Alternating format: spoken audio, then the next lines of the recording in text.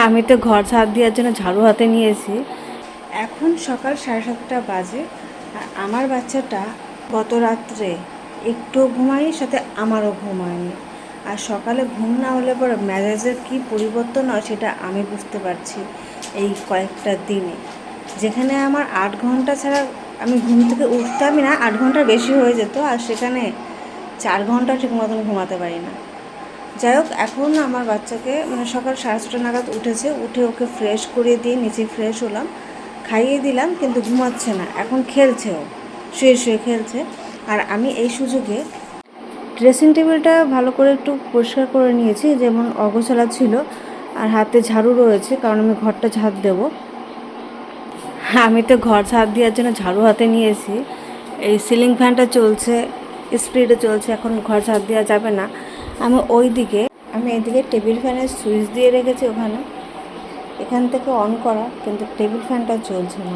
এই জন্য আমি অপেক্ষা করছি কখন টেবিল ফ্যানটা ঠিক মতন চলবে, আমি সিলিং ফ্যানটা বন্ধ করব, আর হাতে ঝাড়ু রয়েছে, ঘরটাকে ঝাড় দেবো। কাজও হয়ে গেল। এদিকে আমার বাচ্চাটা কান্না শুরু করে দিয়েছে, এখনই আবার ওকে খাইয়ে নেবো। মানে আমাকে কাজ করার সময়টা দিয়েছে। আমার চোখে প্রচুর পরিমাণে ঘুম, কিন্তু আমার বাচ্চার চোখে একদমই ঘুম নেই। এখন সকালে 8টা বাজে, কাজবাজ করে এখন খাওয়াতে বসলাম। কোলের মধ্যে একটু ঘুমিয়ে পড়েছে, কিন্তু যখন আমি এসে ঘুম থেকে কোল থেকে নামিয়ে বিছানায় শোয়াবো, তখন আর ওর চোখে ঘুম নেই। কী হয়েছে? এই যে জেগে গেল।